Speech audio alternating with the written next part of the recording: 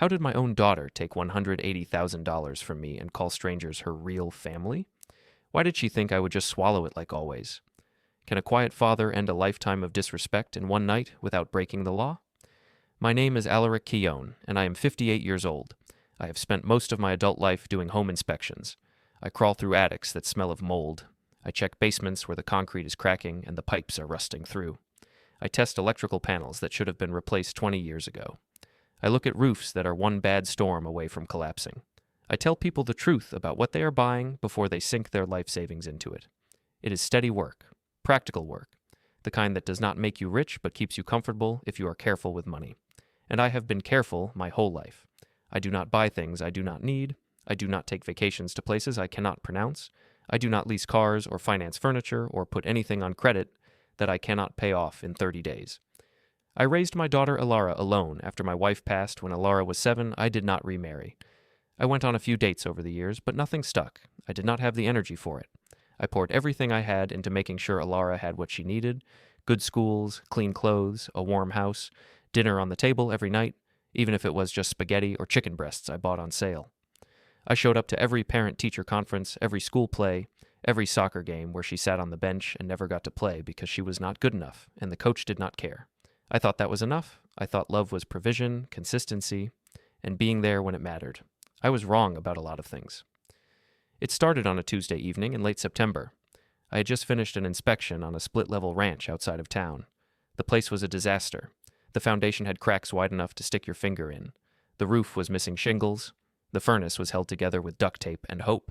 I told the buyers they should walk away. They did not listen. They never do. When I got home, I made myself a sandwich and sat down at my kitchen table with my laptop.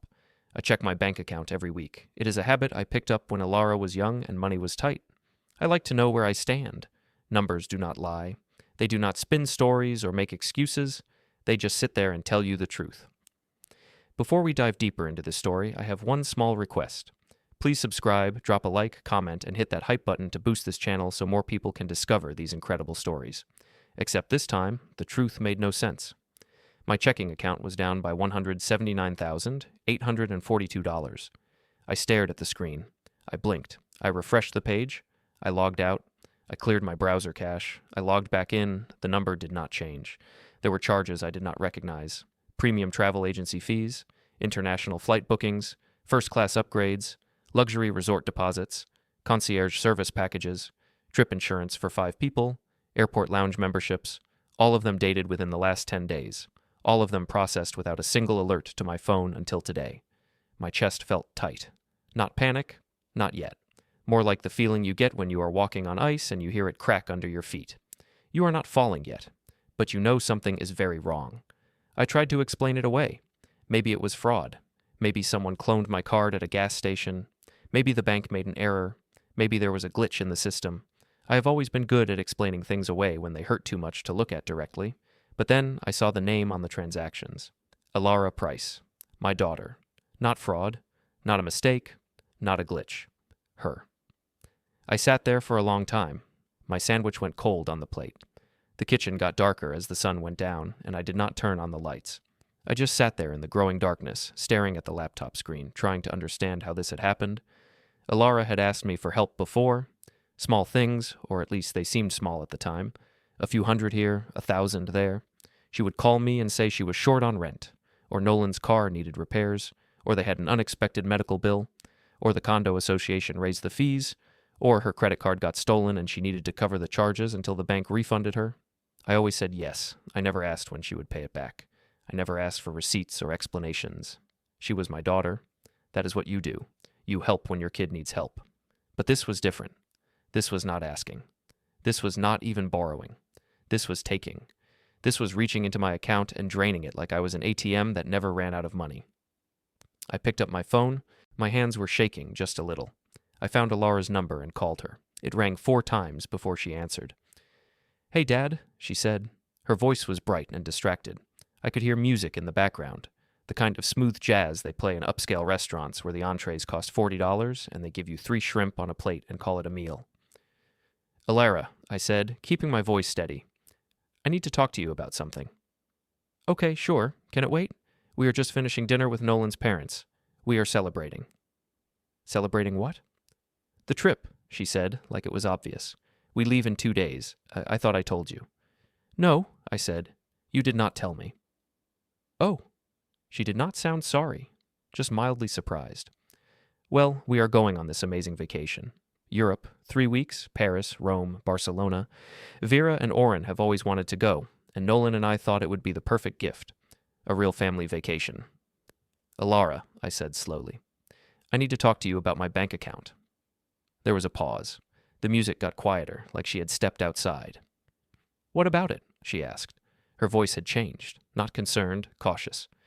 There are charges on it, a lot of charges, travel expenses, flights, hotels. Your name is on all of them. Another pause, longer this time. Dad, she said slowly, I was going to talk to you about that. You were going to talk to me about taking $180,000 from my account? I did not take it, she said, and now there was an edge in her voice, sharp, defensive. I used it. There is a difference. I felt something cold settle in my stomach. Alara, you did not ask me. I should not have to ask, she said. You are my father. Family helps family. That is how it works. That is what you always taught me. Family helps family, I repeated. The words felt strange in my mouth. Is that what this is? Yes, she said, like it was the most obvious thing in the world. Vera and Oren have been so good to us. They have done so much. They deserve a real vacation, something special, something they will remember. I knew you would want to help if you understood how important it was. You took $180,000 without telling me. I borrowed it, she said, and I knew you would make it complicated if I asked first. You always do. You always want to have these long conversations about money and budgets and whether we really need things. I did not want to deal with that. I just wanted to do something nice for the people who have been there for us. I am your father, I said. I have been there for you. I know, she said, and now she sounded tired, annoyed. But you are always working. You are always busy. You never make time for us. Vera and Oren show up for everything. They are at every holiday, every birthday, every event. They care about us. They are there. I closed my eyes. I could feel the anger starting to build in my chest, but I pushed it down. I have spent my whole life pushing anger down. Alara, that money was not for you to borrow. Dad, stop being dramatic. You have plenty. You have always had plenty. I have seen your bank statements. You have been saving for years. You never spend anything on yourself. You never take vacations. You never buy nice things.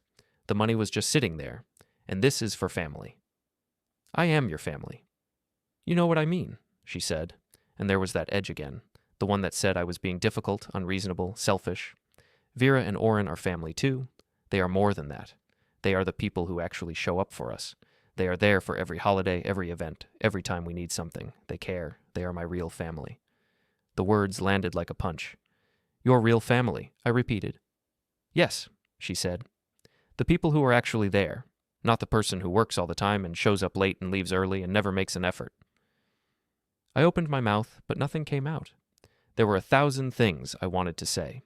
I wanted to remind her that I was the one who stayed up all night when she had the flu. I was the one who taught her how to drive. I was the one who paid for her college. I was the one who walked her down the aisle at her wedding while Vera and Oren sat in the front row like they were the stars of the show. But I did not say any of that, because I knew it would not matter. Alara, I said quietly, I need you to stop using my accounts. Fine, she said. Are we done?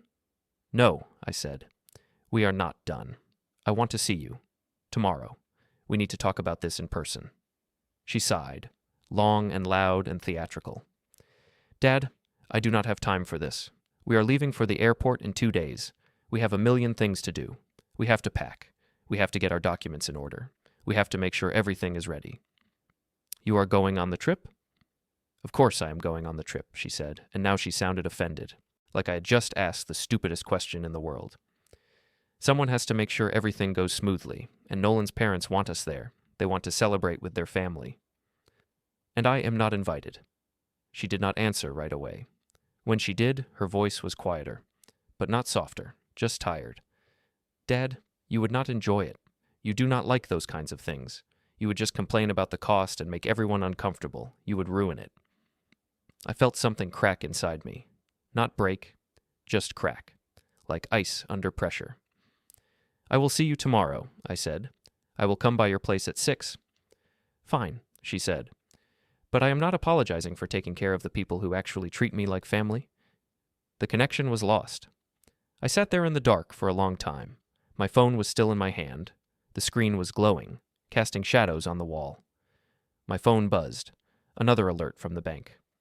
Travel agency confirmation, luxury upgrade package, $8,400, authorized by Alara Price. The charge was processed 3 minutes ago. While I was on the phone with her, she had not stopped, even after I confronted her, even after I told her to stop. She just kept spending.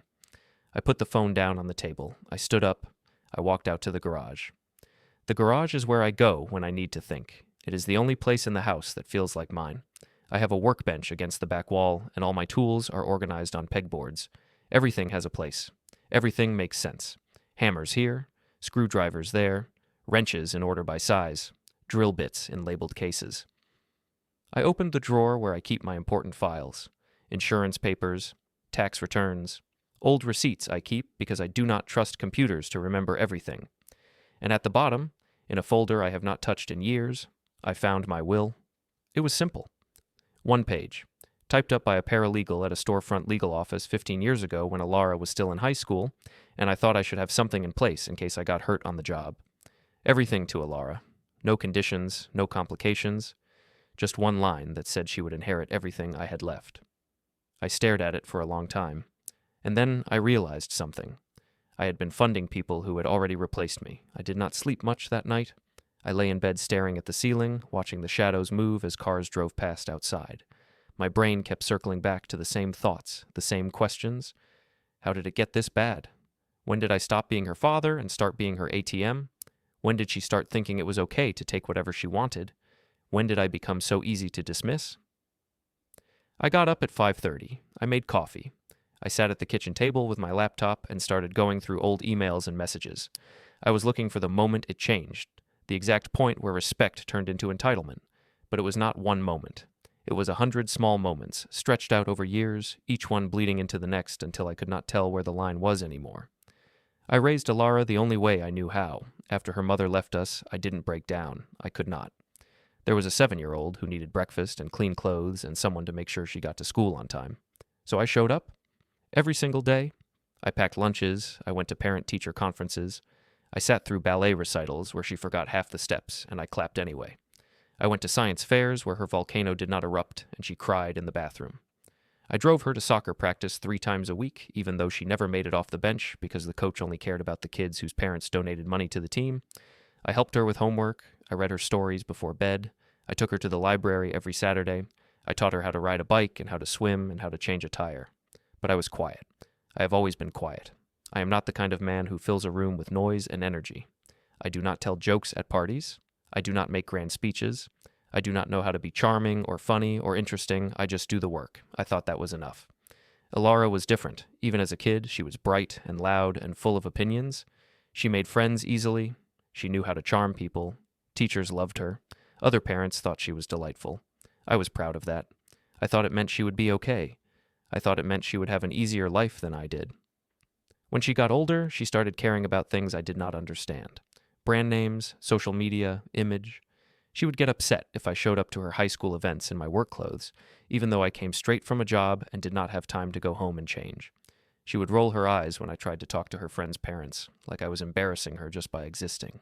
One time, when she was 16, she told me I needed to get a better car because her friends were making fun of my truck. It was a 10-year-old Ford with rust spots and a dent in the tailgate, but it ran fine. It got me where I needed to go. I told her the truck was practical. She told me I was embarrassing her. We did not talk for 3 days. I told myself it was normal. Teenagers are supposed to push their parents away. They are supposed to be embarrassed by you. I told myself she would grow out of it. She did not grow out of it. When she went to college, I paid for it. Not all of it. She got some scholarships. But I covered the rest. Tuition, room and board, books, a laptop, a meal plan, spending money. I worked extra jobs to make it happen. I did weekend inspections. I took on commercial projects I hated because they paid better. She called me once a month. Maybe, usually to ask for money. Her car broke down. Could I send $500? She needed to buy textbooks. Could I send $300? She wanted to go on a spring break trip with her friends. Could I send $1,000? I always said yes. I never asked questions. I thought that was what a good father did. I thought that was how you showed love. After she graduated, she moved back home for 6 months. She said she needed time to find a job. She slept until noon. She left dishes in the sink. She complained that the house was too small and too old and too far from the city.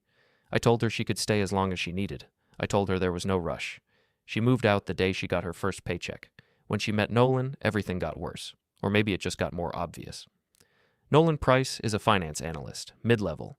He works at a firm downtown, crunching numbers and making spreadsheets and sitting in meetings where people talk about quarterly projections and growth targets.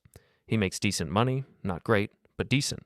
He is 34 years old, he is average height, average build, average everything.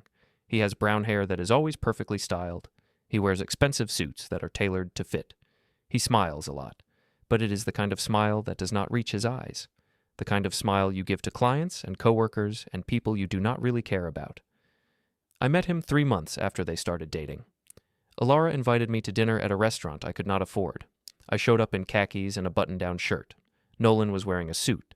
Alara was wearing a dress that probably cost more than my mortgage payment. Nolan shook my hand. "Mr. Keown, it is great to finally meet you. Alara has told me so much about you." I doubted that. We sat down. We ordered food. Nolan talked about his job, about his career trajectory, about his 5-year plan, about the condo he was thinking of buying, about the car he wanted to lease. I asked him what he liked about my daughter. He looked confused, like I had just asked him to solve a calculus problem. "She is great," he said. "She is really great." That was it. That was his answer. Alara did not seem to notice, or care.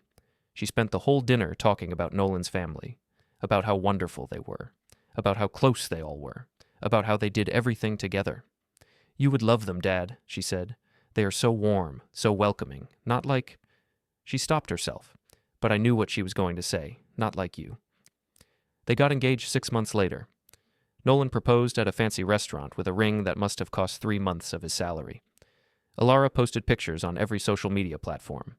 She called me to tell me the news, but it felt like an afterthought, like she was checking a box on a list. I offered to pay for the wedding. She said no. She said Nolan's parents were taking care of it. She said they insisted. She said it was important to them. I was invited to the wedding. I sat in the 3rd row. Vera and Oren sat in the front row, right next to where Alara and Nolan stood. During the reception, Oren gave a speech about how proud he was to welcome Alara into their family, how she was like a daughter to them, how they could not wait to watch her and Nolan build their life together. No one asked me to give a speech. After the wedding, the requests started again. But this time, they were not just from Alara. They were from Nolan, from Vera, from Oren. Could I help with the down payment on the condo? Just a loan. They would pay me back. I said yes. Could I help with the furniture? Just a little bit. They were furnishing a whole place from scratch. I said yes. Could I help with the car payment? Just for a few months, until they got settled. I said yes. The requests never stopped. They just got bigger. And somewhere along the way, they stopped being requests. They became expectations. They became assumptions. They became entitlements. And I kept saying yes. I scrolled through the family group chat on my phone. It was called The Price Circle. I was added to it about a year ago. I did not ask to be added. Vera just put me in one day and said, "Now we can all stay connected." I never posted anything. I just watched. The chat was full of photos. Vera and Oren at a wine tasting. Nolan and Alara at a rooftop bar. Everyone dressed up, everyone smiling, everyone holding glasses of champagne or cocktails or craft beer. The captions were always the same. Blessed. So grateful. Family is everything. Living our best lives. I scrolled back further. There were messages from Alara talking about me. 3 months ago. Dad is helping out with some bills. He is so generous. 6 months ago. Dad came through again. I do not know what we would do without him. 9 months ago.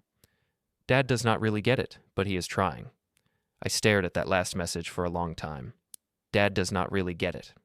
Like I was stupid. Like I was slow. Like I was a problem that needed to be managed. There were replies from Vera. Your father is a good man. He just shows love in his own way. And from Oren. Some people are just wired differently. The important thing is that he is there when it counts. When it counts. Like the only time I mattered was when I was writing a check. I scrolled further. There was a message from 6 months ago, in a separate thread. Just Alara, Nolan, Vera, and Oren. I was not included. Nolan. How much do you think we can get from him? Alara: I do not know. He has a lot saved up. I have seen his account statements. Vera: Just be careful. Do not push too hard too fast. Oren: She is right. Slow and steady. Make him feel appreciated. Make him feel needed. Alara: He always gives in eventually. He just needs time to process. I stared at the screen. My hands were shaking. They had been planning this. They had been strategizing. They had been playing me. My phone buzzed. A new message in the main group chat. It was a photo of Alara and Nolan at the airport. They were standing next to a pile of new luggage. Designer brands, Louis Vuitton, Gucci, expensive. The caption read, Getting ready for the trip of a lifetime. Cannot wait to celebrate with the people who matter most. I put the phone down. I felt sick. I drove to the upscale cafe near downtown where they liked to meet, the Ivy House. It was one of those places with exposed brick and Edison bulbs and a menu that used words like artisan and handcrafted to justify charging $12 for a cup of coffee. I did not tell them I was coming. I just parked across the street and watched. They were sitting outside at a table under a white umbrella. Vera, Oren, Alara, and Nolan. They were laughing. Vera had a plate of pastries in front of her. Oren was waving his hands around, telling some story that had everyone leaning in. Alara was smiling. Really smiling, not the tight, polite smile she gave me. A real smile, the kind that made her face light up. I watched them for 20 minutes. They never mentioned me, not once. They talked about the trip, about the hotels they would stay in, about the restaurants they would try, about the tours they had booked, about the photos they would take. Vera pulled out her phone and started showing them pictures of the places they would visit. The Eiffel Tower, the Colosseum, the Sagrada Familia.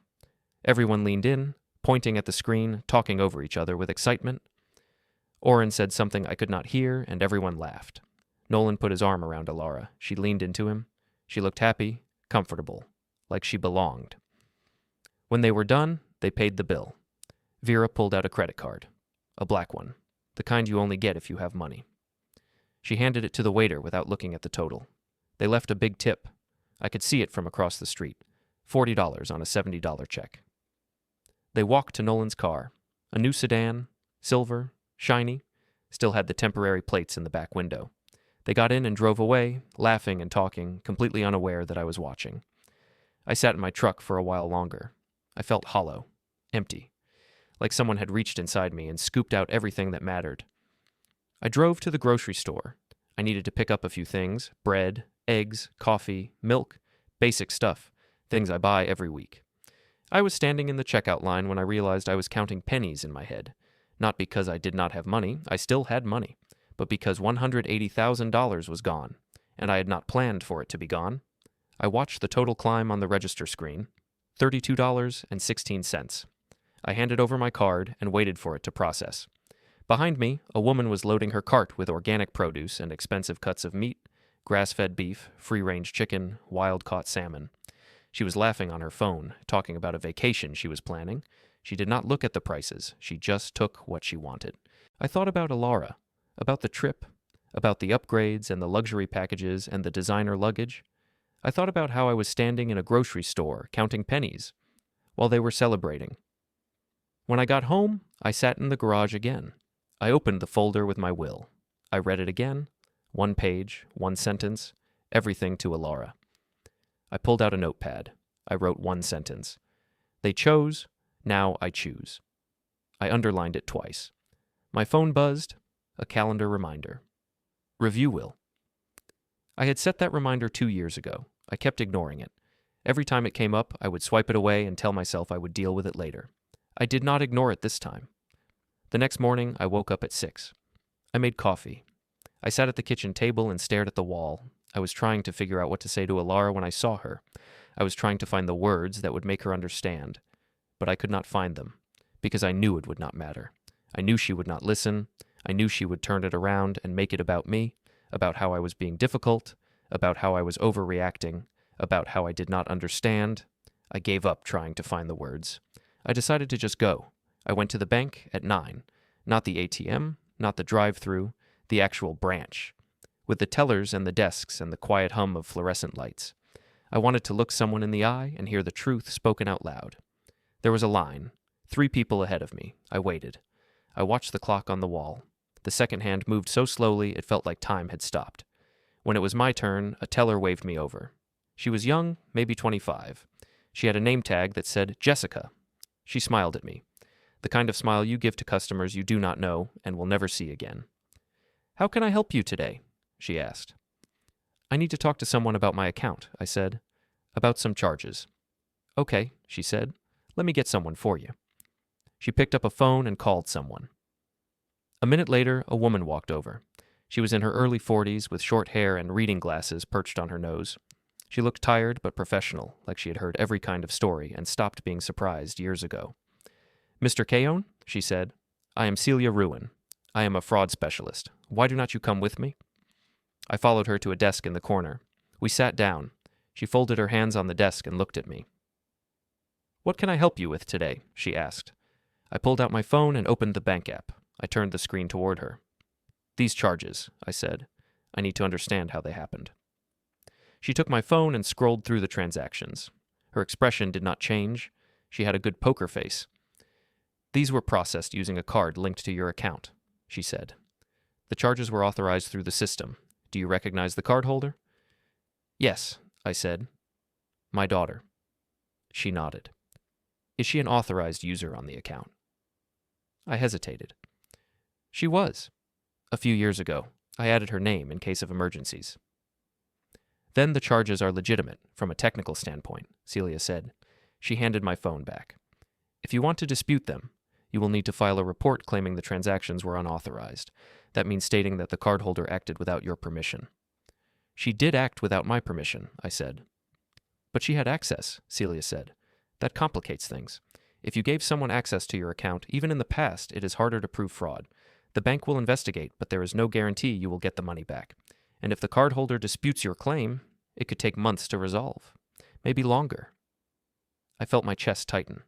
"So she can just take my money, and there is nothing I can do about it?" "You can remove her access," Celia said. "You can freeze the account. You can file a police report if you believe a crime was committed, but the bank cannot reverse authorized transactions without proof of fraud. And proof, in this case, means showing that she acted entirely without your knowledge or consent." "She did act without my knowledge," I said. "I did not know about these charges until yesterday." "But you gave her access to the account," Celia said. "That is the problem. From the bank's perspective, you gave her permission to use the account. Even if you did not know about these specific transactions, you gave her the ability to make them." I leaned back in the chair. My hands were shaking. I put them in my lap so she would not see. "What would you do?" I asked. "If you were me?" She looked at me for a long moment. Then she leaned forward. "I would start by taking back control," she said. "Remove her access. Change your passwords. Set up alerts. Make sure no one can touch your accounts without you knowing about it. After that, you can decide if you want to pursue legal action. But the first step is making sure it does not happen again." "Can we do that now?" I asked. "Yes," she said. "Let me pull up your account." It took 30 minutes to go through everything. We removed Alara's name from my checking account. We removed her from my savings account. We changed my passwords. We set up alerts for every transaction over $50. We set up alerts for every login from a new device. We set up alerts for every address change. Celia walked me through each step. Her voice was calm and steady, like she was guiding me through a process she had done 100 times before. When we were done, she handed me a stack of papers. "These are the updated account details," she said. "And this is a summary of the charges you flagged. If you decide to file a dispute, you will need to submit these forms within 30 days. After that, the window closes." "Thank you," I said. She nodded. "Mr. Keown, can I give you some advice?" "Sure." "This is not just about the money," she said. "It is about boundaries. If you do not set them now, this will happen again. Maybe not with a bank account, but with something else. People do not change just because you ask them to. They change because they have to. They change because there are consequences." I nodded. I did not know what to say. She stood up. "Good luck, Mr. Keown." I walked out of the bank and sat in my truck in the parking lot. The sun was bright, almost blinding. I had to squint to see the steering wheel. I felt strange, not angry, not sad, just clear. For the first time in a long time, I understood something. Respect was not going to come back because I asked for it. It was not going to come back because I explained how much I had sacrificed. It was not going to come back because I told Alara how much it hurt. Respect only comes back when you take it. I drove home. I went straight to my office and pulled out a file box from the closet. It was labeled Important Documents. It was full of things I had been avoiding for years. Insurance policies, tax forms, investment statements, old deeds, old contracts, and at the bottom, my will. I laid everything out on the desk. I made 2 lists on a notepad. The first list was titled, What They Can Touch. I wrote down 3 things: my checking account, my savings account, my credit cards. But I drew a line through all of them. Because Celia had removed Alara's access, she could not touch them anymore. The second list was titled, What They Cannot Touch. It was longer, much longer. My house, my retirement accounts, my life insurance policy, the rental property I bought 10 years ago and forgot about because it was managed by a property company and I never had to think about it. My truck, my tools, my equipment, all of it was still in my name, all of it was still under my control. I stared at the lists for a long time. Then I picked up my phone and called my sister, Marin. Marin is 4 years older than me. She lives 2 hours away in a small town near the coast. She is a retired teacher. She spent 30 years teaching high school English and dealing with teenagers who thought they were smarter than her. She was never shy about telling me when I was acting strange. She answered on the second ring. Alaric, she said, it has been a while. I know, I said. I am sorry. Do not apologize, she said. Just tell me what is wrong, because I know something is wrong. You never call unless something is wrong. I told her everything. The charges, the phone call, the group chat, the way Alara had looked at me like I was an inconvenience, the way she had called Vera and Oren her real family. Marin was quiet while I talked. When I finished, she let out a long breath. You are being erased, she said. What? You are being erased, Alaric. They are writing you out of the story, and you have been letting them do it for years. I did not know what to say. How long has this been going on? She asked. Years, I said, but I did not see it until now. Because you did not want to see it, Marin said. You have always been like this. You think if you are quiet enough, patient enough, kind enough, people will appreciate it. But some people do not appreciate kindness. They just see it as weakness. They see it as an opportunity. What do? I asked. You stop letting them, she said. You stop funding their fantasy. You stop pretending this is normal, and you start protecting yourself. I do not want to hurt her, I said. She is already hurting you, Marin said, and she does not care. So why are you the only one worried about causing harm? I did not have an answer. Listen to me, Marin said. You need to call a lawyer. Today. Do not wait. Do not think about it. Just call. I do not even know where to start. Start by protecting what's yours, she said. Start by making sure your money doesn't go to the people who treated you like trash. Because that's what they did, Alaric. They treated you like trash. And if you don't do something about it, they'll keep doing it until there's nothing left of you. We talked for another 15 minutes. Marin told me about a lawyer she knew, a guy named Dorian Klein. He specialized in estate planning. He was good. He was fair. He would not try to screw me over. I wrote down the name. I wrote down the phone number. When I hung up, I sat there for a long time. I stared at the notepad, at the 2 lists, at the sentence I had written. They chose. Now I choose. I picked up my phone. I called Dorian Klein's office. A receptionist answered. Klein and Associates. How can I help you? I need to update my will, I said, as soon as possible. Let me check the schedule, she said. I heard typing. We have an opening tomorrow at 2 p.m. Does that work for you? Yes, I said. I will take it. Great, she said. Can I get your name? Alaric Keown. Thank you, Mr. Keown. We will see you tomorrow at 2. I hung up. I stared at the lists on my desk. My phone buzzed. Another message in the group chat. This time it was a photo of Vera and Oren at the airport. They were standing in front of a departure board, smiling, arms around each other. They looked like they had just won the lottery. The caption read, First class, here we come. Thank you to everyone who made this dream possible. I stared at the photo. I thought about all the times I had said yes, all the times I had written a check, all the times I had told myself it was okay because that is what family does. I wrote one more sentence in my notepad. The door is closed. I underlined it twice. Dorian Klein's office was on the 2nd floor of a brick building near the courthouse. The waiting room had leather chairs, mahogany tables, and shelves full of legal books, the kind that looked expensive but probably never got opened. The receptionist offered me coffee. I said yes this time. My hands needed something to hold. I sat down and waited. There was another man in the waiting room. He was older than me, maybe 70. He kept checking his watch and looking at the door. He looked nervous, scared even. I wondered what he was doing here. Was he updating his will too? Was he cutting someone out of his life? Or was he trying to protect what little he had left? The receptionist's phone rang. She answered it, spoke quietly, then hung up. Mr. Keown, she said.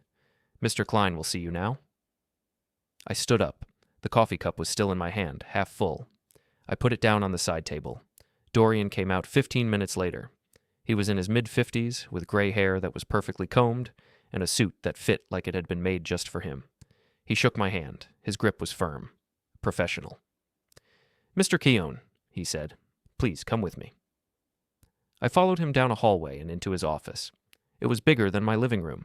There was a massive desk made of dark wood, a leather chair that probably cost more than my truck, windows that looked out over the street, diplomas on the wall, photos of Dorian shaking hands with people I did not recognize. He sat down behind his desk. I sat across from him. He opened a notebook and picked up a pen. So, he said, you mentioned on the phone that you need to update your will. Can you tell me a little about your current situation? I told him the basics. I was 58. I was a widower. I had one daughter. I had a modest estate. Nothing complicated. And you want to make changes?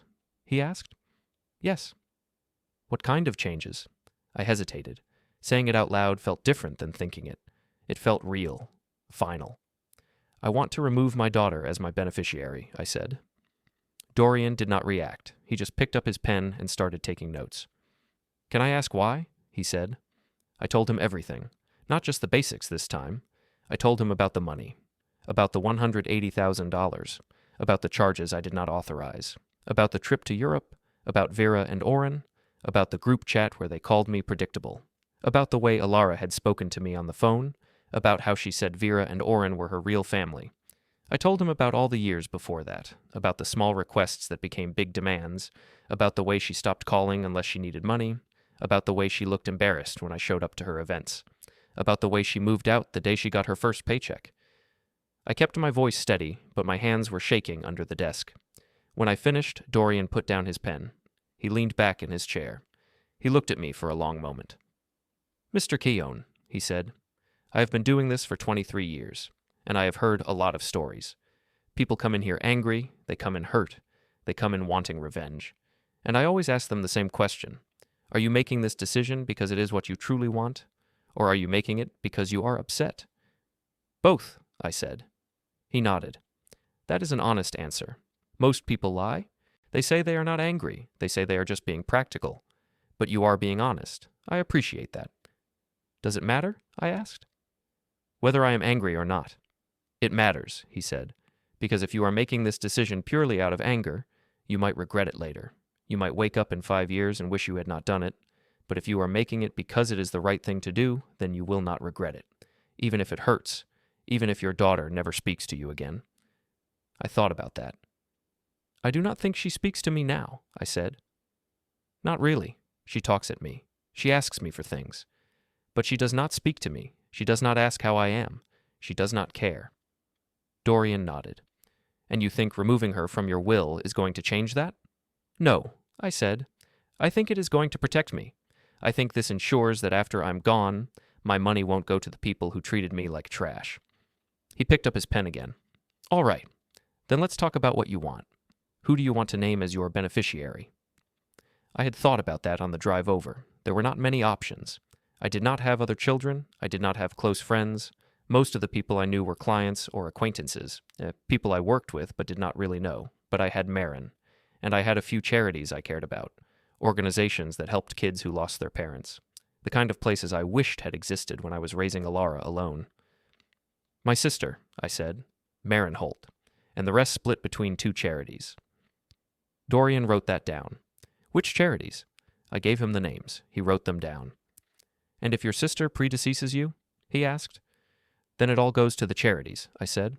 No provision for your daughter at all? No, I said. Nothing. He looked at me for a long moment. Then he nodded. All right, he said. I will draft the documents. It will take a few days. When they are ready, you will need to come back to sign them in front of a notary. And I will need to make sure everything is airtight. If your daughter decides to contest this, I want to make sure there are no loopholes she can exploit."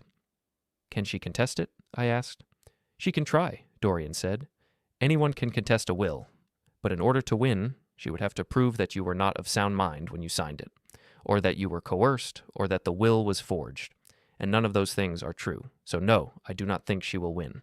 But I want to be prepared just in case." "How long will it take?" I asked. 3 days, he said. "Maybe 4. I will call you when everything is ready." We spent the next hour going over details. He asked about my assets, my accounts, my property, my insurance. He asked about the rental property. He asked about my retirement accounts. He asked about my life insurance policy. He asked if I had any debts, any loans, any obligations. I told him everything. He wrote it all down in neat, precise handwriting. When we were done, he closed the notebook and looked at me. "Mr. Keown," he said, "before you leave, I want to ask you something. Have you thought about what happens after you sign this?" "What do you mean?" "I mean, have you thought about how your daughter will react? Because she will find out eventually. Maybe not today, maybe not tomorrow, but eventually she will find out. And when she does, she is going to be angry. She is going to feel betrayed. She is going to try to convince you to change your mind. Are you prepared for that?" I thought about that. I thought about Alara crying. I thought about her yelling. I thought about her showing up at my house with Nolan and Vera and Oren. I thought about them all trying to pressure me into backing down. "Yes," I said. "I am prepared." "Good," Dorian said. "Because this is not just a legal decision. It is an emotional one, and you need to be ready for the fallout." He walked me to the door. "Mr. Keown," he said, "I want you to think about something. You are making this decision because you feel disrespected. That is valid, but make sure you are doing this for the right reasons. Not out of anger, not out of revenge, but because it is what you truly want." "It is what I want," I said. He nodded. "Then I will be in touch." I drove home. My hands were still shaking. On the way, I stopped at a gas station. I needed to fill up the truck. While I was pumping gas, my phone buzzed. It was a text from a number I did not recognize. "Mr. Keown, this is Vera Price. I wanted to reach out because I am worried about you. Alara told me about your conversation. I think there has been a misunderstanding. Can we talk?" I stared at the message. Vera had never texted me before. She had never called me. She had never reached out to me unless she wanted something. And now, suddenly, she was worried about me. I deleted the message. A minute later, another text came through. This one was from Oren. "Alaric, we need to clear the air. There has obviously been some confusion. Let me buy you lunch tomorrow. We can talk this through like adults." I deleted that one too. When I got home, I sat in the garage again. I had started spending more time out there. The house felt too empty, too full of memories. Pictures of Alara as a kid, her high school graduation photo on the mantle, her wedding photo in a frame on the bookshelf. I did not want to look at them anymore. I opened my laptop and started going through old photos. There was one of Alara at her 5th birthday party. She was wearing a pink dress and a tiara. She was smiling so wide you could see the gap where her front tooth had fallen out. I remembered that day. I had spent the whole morning decorating the house with streamers and balloons. I had baked a cake from scratch because I could not afford to buy one from a bakery. It had turned out lopsided, and the frosting was uneven, but Alara had loved it. She had hugged me and told me I was the best dad in the world. When had that changed? When had I stopped being the best dad in the world and started being an inconvenience? There was another photo from her first day of kindergarten. She was holding a backpack that was almost as big as she was. She looked so small, so scared. I remembered kneeling down and telling her it would be okay, that she would make friends, that she would have fun. She had cried when I dropped her off. She had clung to my leg and begged me not to leave. But I had to leave. I had to go to work. I had to pay the bills. So I had peeled her off my leg and handed her to the teacher and walked away while she screamed. I had cried in my truck for 10 minutes before I could drive. There was one from her high school graduation. She was in her cap and gown, holding her diploma. I was standing next to her in a suit I had borrowed from a neighbor. She looked proud. I looked tired. I had been tired. I had been working 70 hours a week to pay for her college applications, to pay for her SAT prep classes, to pay for her senior trip. She had not said thank you. She had just said, "Can you move to the left? You are blocking the camera." There was one from her wedding. She was in a white dress. Nolan was in a tux. They were cutting a cake. I was in the background, barely visible, holding a glass of water. I had not been invited to take photos with the wedding party. Vera and Oren had been in all the photos. Nolan's sister had been in all the photos. Nolan's cousins had been in all the photos, but not me. I had been in the background, where I always was. I closed the laptop. I could not look at the photos anymore. My phone buzzed. Another message in the group chat. This time it was a video. Alara was standing in front of a luxury resort. Palm trees, white sand, crystal clear water. She was smiling, arms spread wide, laughing. Vera and Oren were behind her, waving at the camera. The caption read, "Paradise. Thank you to the most amazing family in the world." I watched the video 3 times. They were in paradise, and I was in my garage, surrounded by tools and old memories. I opened my text messages. I started typing a message to Alara. "We need to talk, in person, tomorrow." I deleted it. I did not want to warn her. I did not want to give her time to prepare. I just wanted to show up and see her face when I told her what I had done. But I stopped myself, because I had not done anything yet. The documents were not signed. The will was not changed. It was all still just talk. I put the phone down. I went inside. I made myself dinner. Spaghetti. The same thing I had made for Alara 1,000 times when she was a kid. The same thing she used to love before she decided it was too boring and she wanted takeout instead. I ate alone at the kitchen table. The house was silent except for the hum of the refrigerator. After dinner, I called Marin again. "Hey," she said. "How did the meeting go?" "Good," I said. "He is drafting the documents." "And how do you feel?" "I do not know," I said. "Relieved, I think, but also scared." "Scared of what?" "Scared that I am making a mistake. Scared that Alara will hate me forever." Marin was quiet for a moment. "Alaric," she said, "I am still here. And even if Alara hates you, that is her choice. You are not the one who destroyed this relationship. She did. You are just protecting yourself." "I know," I said, "but it still hurts." "Of course it hurts," she said. "It should hurt. If it did not hurt, that would mean you did not care. But you do care, and that is okay." We talked for another 20 minutes.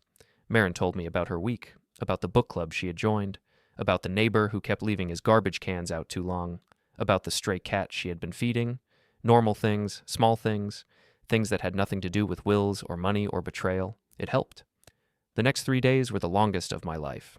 I went through the motions, I did inspections, I answered emails, I ate meals, I slept. But my brain was somewhere else. It was stuck on the meeting with Dorian, on the documents he was drafting, on the line I was about to cross. On the second day, I got another text from Vera.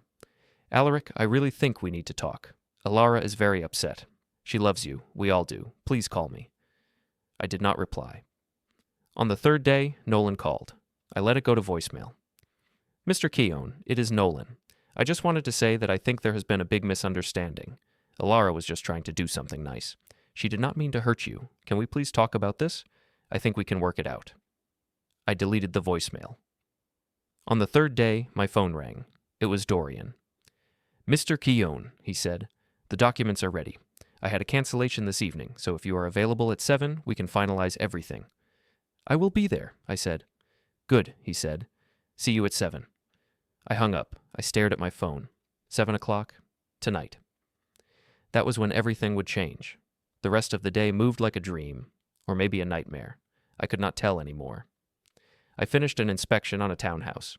The place was falling apart. The roof was leaking. The foundation was cracked. The electrical panel was afire waiting to happen. I told the buyers they should walk away. They looked at me like I had just ruined their lives. "But we love this place," the wife said. "Can we not just fix it?" "You could," I said, "but it would cost more than the house is worth." They did not listen. They never do. People see what they want to see. They ignore the problems because they have already decided. They have already imagined their lives in that house. And no amount of truth is going to change their minds. I used to care about that. I used to try to convince people, but I do not anymore. I just write my report and move on. Around noon, my phone buzzed. It was a text from Alara. "Just checking in. Have you calmed down yet?" I stared at the message. Not an apology, not an acknowledgement of what she had done, just a question that assumed I was the one being unreasonable. I did not reply. 30 minutes later, another message. "Dad, seriously, you are making this a bigger deal than it is. We are family. Family helps each other. Can we just move on?" I put the phone in my pocket. I could feel the anger building in my chest, but I pushed it down. I have been pushing anger down my whole life. I stopped at a diner for lunch. I ordered a sandwich and coffee. The waitress brought it over and smiled at me. She was young, maybe 22. She had her whole life ahead of her. "Anything else I can get you?" she asked. "No," I said. "Thank you." She walked away. I sat there and stared at the sandwich. I was not hungry. I had not been hungry in days. But I ate anyway because I knew I should. While I was eating, my phone rang. It was a number I did not recognize. I almost did not answer. But I did. "Hello? Mr. Keown, this is Hector Lane, your neighbor." Hector lives 2 houses down from me. He is retired, used to work for the post office. He keeps to himself mostly. But he waves when he sees me. He borrowed my ladder once to clean his gutters. "Hi, Hector," I said. "I hope I am not bothering you," he said. "But I wanted to let you know that someone came by your house this morning, a woman and a man. They knocked on your door for about 5 minutes. When you did not answer, they looked in your windows. Then they sat in their car for a while. I thought you should know." I felt my chest tighten. "What did they look like?" The woman was in her 50s. Blonde hair, nice clothes. The man was older, maybe 60s, also dressed nice. They were driving a black SUV, Vera and Oren. "Thank you for letting me know," I said. "No problem," Hector said. "I did not like the way they were looking in your windows. It seemed invasive. I almost called the police." "I appreciate it," I said. We hung up. I sat there for a long time, staring at my phone. Vera and Oren had come to my house. They had looked in my windows. They were trying to find me, trying to confront me. I finished my sandwich and paid the check. I left a big tip. The waitress had been nice. She deserved it. At 2, I got another message from Alara. "I talked to Nolan. He thinks you are upset because you feel left out. Is that it? Do you want to come on the next trip? We can plan something." I stared at the message. She really did not get it. She really thought this was about being left out, about wanting to be included. She did not understand that it was about respect, about boundaries, about being treated like a person instead of a bank. I did not reply. At 3, I drove to a hardware store. I needed to pick up some supplies for a job next week. While I was there, I walked past the paint section. There were color samples on the wall, hundreds of them, every shade of every color you could imagine. I thought about Alara's condo. She had spent weeks picking out paint colors. She had brought home dozens of samples and taped them to the walls. She had agonized over whether to go with coastal fog or morning mist. She had finally chosen morning mist and then complained that it looked too blue in certain light. I had helped her paint. I had spent an entire weekend on my hands and knees, taping baseboards and rolling paint on walls. She had stood in the doorway with a glass of wine, telling me which spots I had missed.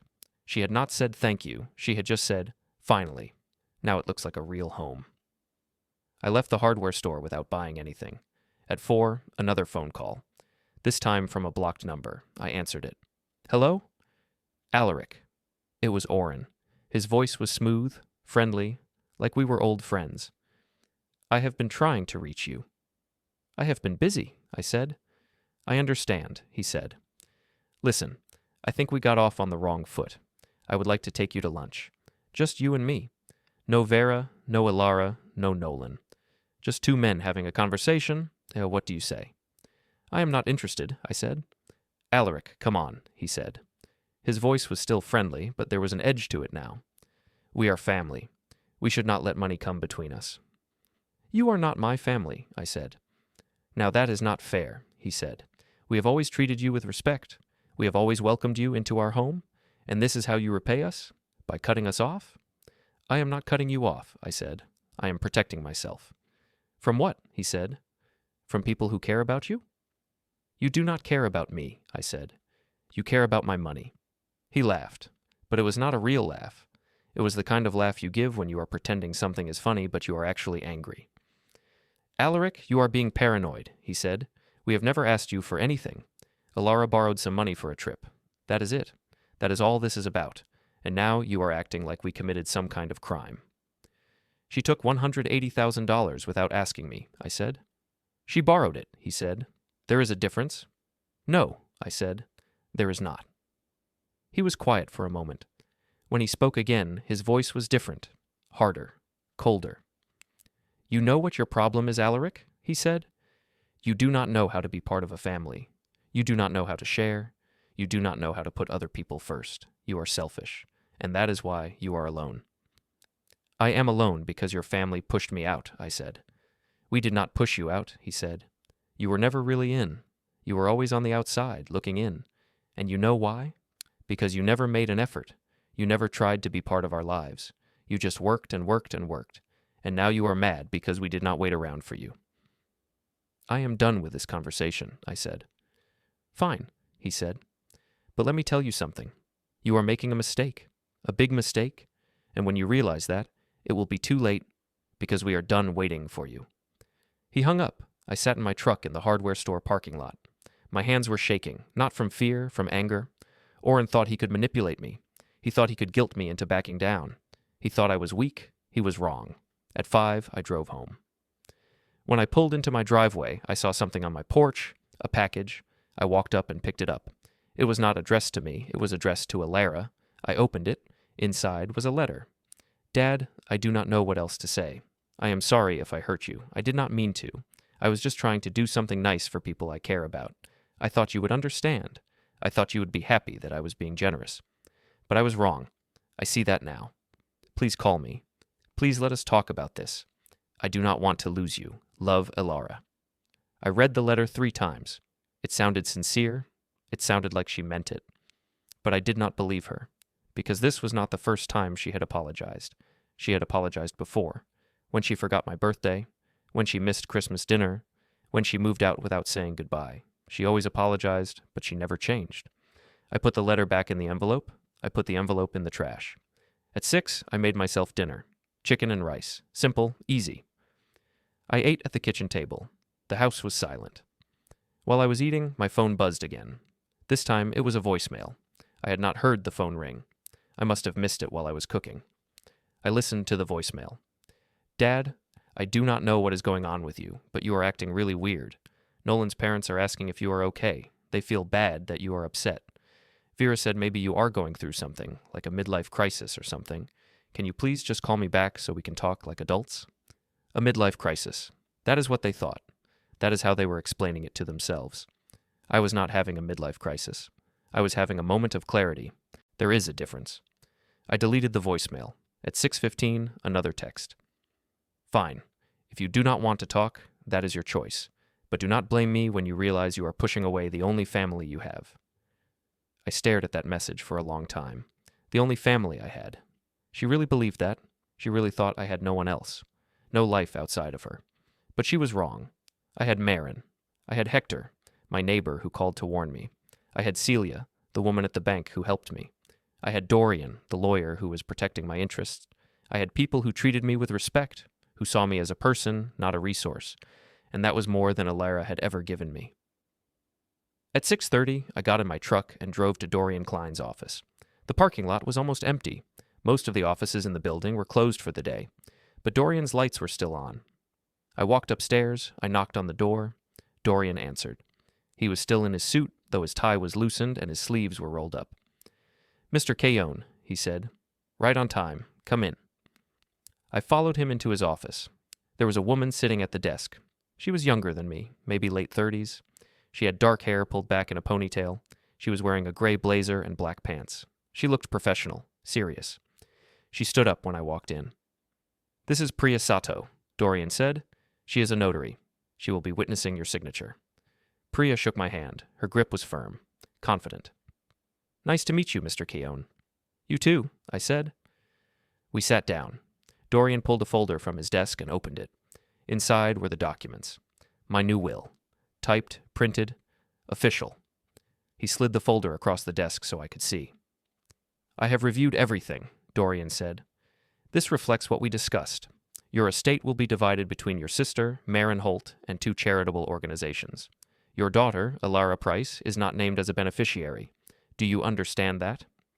Yes, I said. And you are signing this of your own free will, without coercion or pressure? Yes. And you understand that once you sign this, it becomes your legal will? The previous will become void and unenforceable. Yes. Dorian nodded. He turned to Priya. Ms. Sato, are you satisfied that Mr. Keown understands what he is signing? Yes, she said. She was looking at me carefully, studying my face. Mr. Keown, do you have any questions before we proceed? No, I said. And you are certain this is what you want? Yes, I said. I am certain. She nodded. All right, then let's proceed. Dorian slid the documents across the desk. All you need to do is sign and date at the bottom of each page. Ms. Sato will witness and notarize. I picked up the pen. My hand was steady now. No shaking, no hesitation. This was the right thing to do. I knew it. I signed the first page. My name looked strange on the paper, like it belonged to someone else, but it was mine. This was my decision. I signed the second page, then the third, then the fourth.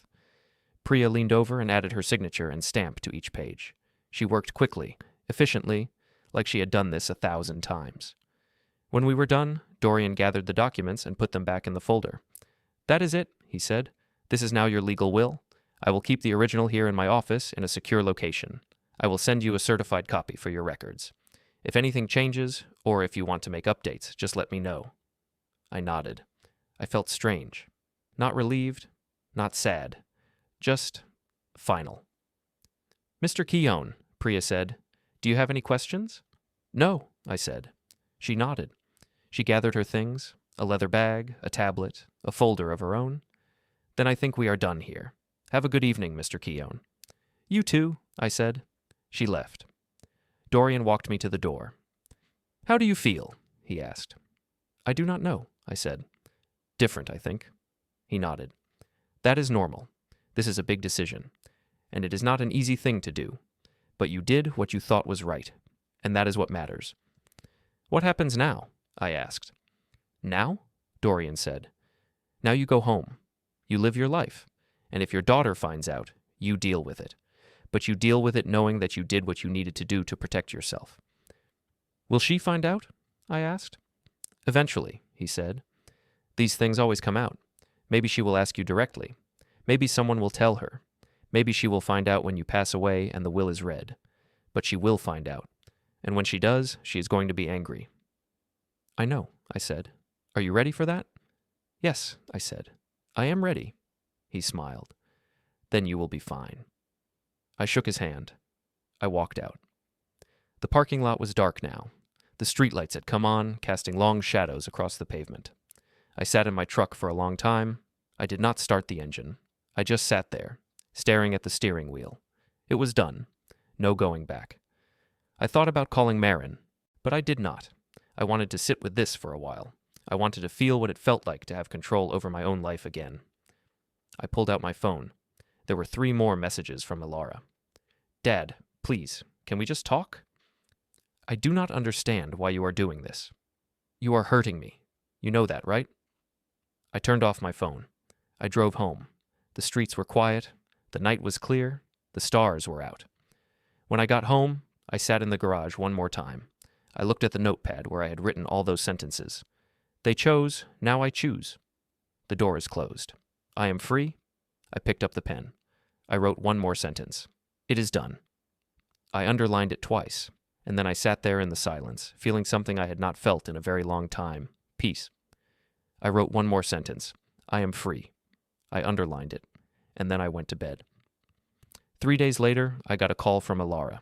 I was in the garage, cleaning tools, when my phone rang. I almost did not answer, but I did. Dad, she said. Her voice was tight, sharp. We need to talk. Right now. About what? I asked. Do not play dumb, she said. I got a letter. From a lawyer. Your lawyer. Dorian Klein. Do you know him?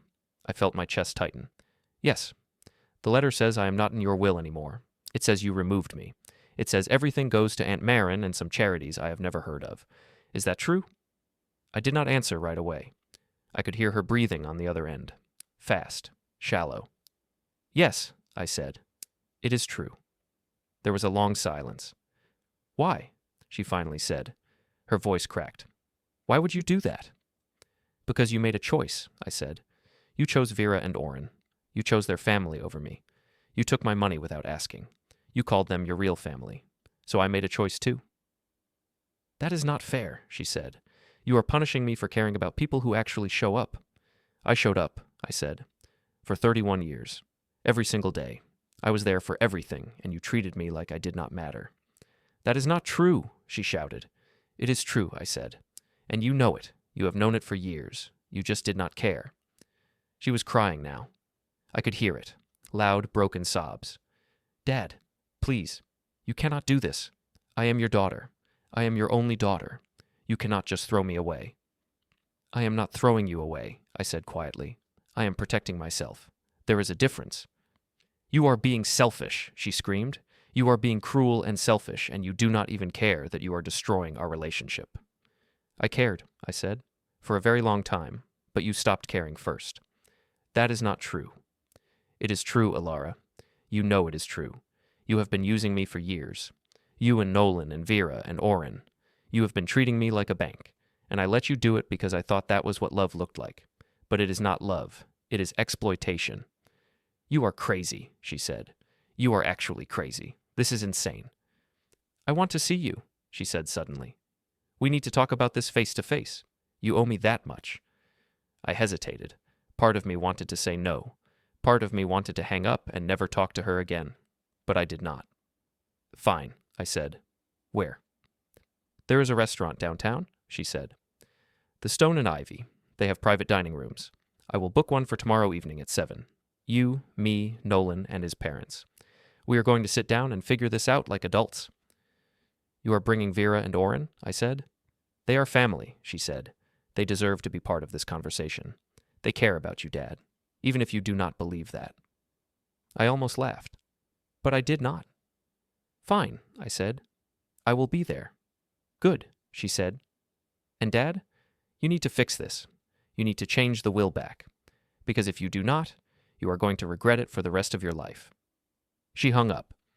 I stood there for a long time, staring at the phone. They wanted a meeting, a performance, a chance to gang up on me, a chance to pressure me into backing down. But I was done backing down. The next day, I thought about canceling. I thought about not showing up, but I did not, because I wanted to see their faces. I wanted to see what they would say when they realized I was not going to change my mind. At 6:30, I drove to the Stone and Ivy. It was one of those restaurants that tried too hard to look fancy. Marble floors, crystal chandeliers, waiters in white shirts and black bow ties, a menu that charged $50 for a steak and $30 for a salad. I walked up to the host stand. A young man in a vest smiled at me. Reservation? He asked. Keown, I said. He checked his tablet. Ah, yes. The Keown party. Right this way. He led me through the main dining room. It was full of people eating and laughing and drinking wine. No one looked at me. I was invisible. We walked down a hallway and stopped at a door at the end. The host opened it. Enjoy your evening, he said. I walked in. Alara was sitting at the head of a long table. Nolan was next to her, looking uncomfortable. Vera and Oren were sitting across from them. Both of them were smiling, like this was a party. There was food on the table, appetizers, bread, wine, like they had been eating for a while. Dad? Alara said, standing up. You came. You asked me too, I said. I sat down at the far end of the table. No one offered me a menu. No one offered me wine. Thank you for coming, Vera said. Her voice was warm, sweet, like honey. We were just telling Alara how much we appreciate you. We wanted to sit down and clear the air, because family is everything, and we are all family here. I did not say anything. Alaric, Oren said, leaning forward. He had a big smile on his face, the kind of smile you give to a child who is misbehaving. I understand there has been some confusion about the money, about the trip, about everything, but I want you to know, we did not ask for any of this, Alara insisted. She wanted to do something nice for us, and we are grateful. We are so grateful. But we do not want this to come between you and your daughter. Family is too important. Is that right? I said. Yes, Vera said. Absolutely. We have always thought of you as part of our family, Alaric. You are Alara's father. That makes you important to us. And we hate to see this conflict. We really do. I looked at Alara. She was watching me. Her eyes were red. She had been crying. Dad, she said, I know you are upset. I know I should have asked before I used your money. I admit that. But I thought you would understand. I thought you would want to help, because that is what family does. They help each other. I did help, I said. For years, and you never said thank you. You just kept taking. That is not fair, Nolan said quietly. He spoke for the first time. His voice was soft, nervous. I turned to him. You have been quiet this whole time. You let your wife take my money. You let your parents benefit from it. You let them treat me like a wallet. And now you want to tell me what is fair?" He looked away. "Alaric," Oren said. His voice was harder now, less friendly. "You are being unreasonable. We are trying to make peace here. We are trying to fix this. But you are acting like a child. You are acting like we did something wrong." "You did do something wrong," I said. "All of you. You used me, you manipulated me, you treated me like I was nothing, and then you told yourselves it was okay because that is what family does." "We did not manipulate you," Vera said. "That is ridiculous. We have always been kind to you. We have always included you." "You included me in a group chat," I said. "You included me in your vacation plans. But you never included me in your lives. Not really. I was just the guy who paid for things." "That is not true," Alara said. "You are twisting everything." "Am I?" I said. "Because I saw the messages, the ones you thought I would not see, the ones where you talked about how much money you could get from me, the ones where you called me predictable, where you said I always give in." Alara's face went pale. "You were spying on me?" she said. "No," I said. "You added me to the wrong group chat. I saw everything." She looked at Nolan, then at Vera, then at Oren. No one said anything. "So what?" Oren finally said. "So we talked about it. So we made plans. That does not mean we do not care about you. It just means we were being smart." "Smart," I repeated. "Yes," he said. "Smart. Because that is what families do. They support each other. They plan together. They make things work. And if you had any sense, you would see that we were trying to help you." "Help me?" I said. "Yes," Vera said. "Help you. You work all the time, Alaric. You never take vacations. You never spend money on yourself. You are alone. You have no friends, no life. We were trying to show you what it means to be part of a real family, to be part of something bigger than yourself." I stared at her. I could not believe what I was hearing. "You think you were helping me," I said slowly, "by taking my money and going on vacation without me?" "We were showing you what is possible," she said, "what life can be like when you are part of a family that actually cares about each other." I stood up. I could not sit there anymore. "You are not my family," I said. "You never were." Alara stood up too. "Dad, please, sit down. We can fix this. Just change the will back. Say you were upset. Say you made a mistake. We can move past this. We can forget it ever happened." "No," I said. "We cannot." "Why not?" she shouted. "Because you do not respect me," I said. "You never have. You see me as a resource, as a means to an end, and I am done pretending that is okay." "So you are just going to cut me off?" she said. "Your own daughter? You are going to leave everything to Aunt Marin and some charities you do not even know? That is your solution?" "Yes," I said. "That is my solution." "You'll regret this," Oren said, no longer smiling. "You'll be alone, and you'll realize we're the only ones who ever cared about you." I looked at him, at his smug face, at his expensive watch, at his designer clothes. "You never cared about me," I said. "You cared about my money. And now that you cannot have it, you are angry. But that is not my problem. That is yours." I walked to the door. Alara was crying again. Loud, messy sobs. "Dad, wait," she said. "Please, do not do this. Do not throw away our relationship over money." I stopped. I turned around. "I am not throwing it away over money," I said. "I am throwing it away because you chose them over me. You called them your real family. You said I was not there for you. You said I did not matter. So now you get to live with that choice." "I did not mean it," she screamed. "I was upset. I did not mean any of it." "Yes, you did," I said. "You meant every word, and you know it." I looked at all of them. Alara, Nolan, Vera, Oren. They were all staring at me, shocked, angry, confused. "I raised you alone," I said to Alara. "I gave you everything I had. I worked 2 jobs. I missed sleep. I sacrificed everything so you could have a good life. And you repaid me by treating me like garbage. So no, I am not changing the will. I am not backing down. I am done." "You are a selfish, horrible man," Vera said. Her voice was shaking. "Maybe," I said. I walked out. I did not look back. I did not stop. I just walked. Behind me, I could hear Alara screaming. I could hear Vera yelling. I could hear Oren shouting something about lawyers and lawsuits. I did not care. I walked through the restaurant, past the tables full of people, past the host stand, out the door. I got in my truck. I started the engine. I drove home. The streets were quiet. The night was clear. The stars were out. When I got home, I sat in the garage one more time. I looked at the notepad where I had written all those sentences. They chose. Now I choose. The door is closed. I am free. I picked up the pen. I wrote one final line. It is over. I won. And for the first time in years, I believed it.